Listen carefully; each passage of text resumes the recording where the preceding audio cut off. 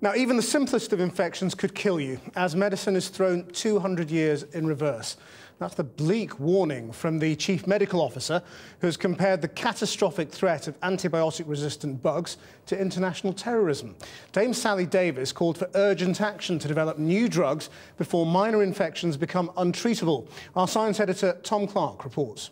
Things like Klebsiella, you can see these shiny dots here. These are the bacteria growing here.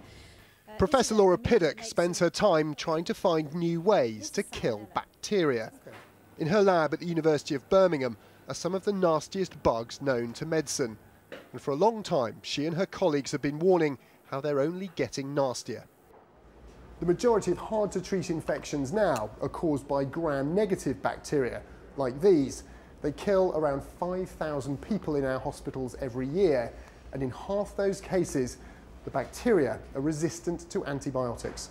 The nightmare scenario is a multi-drug resistant gram-negative bacteria that is untreatable with all known licensed antibiotics, because that means there isn't even a drug to start off with. The moment we have a couple left and we can at least start patients on these antibiotics. So the nightmare for me is we've run out of any options.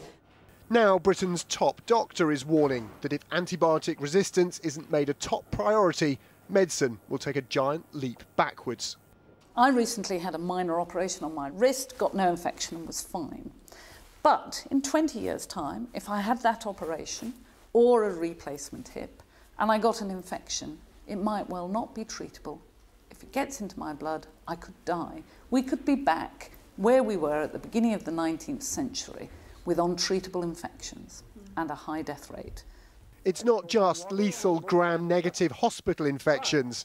Virtually untreatable tuberculosis is on the rise. So too are bugs that society was only too happy to see the back of. Gonorrhea has caused more suffering than any of us would care to think about. They thought gonorrhea had gone away, but there are now strains of the bacterium resistant to all antibiotics. The CMO's report calls for action on new superbugs of the kind that tackled MRSA. Deep cleaning and awareness help bring infection rates down by 80% in a decade. But these new bugs are tougher. There's been no medicine developed against gram-negative bacteria since the 1980s. More are urgently needed. There are so many ways in which resistance can be prevented, but I'm a little gloomy, actually. When Alasdair Geddes left medical school in 1951, the pre-antibiotic era was just ending.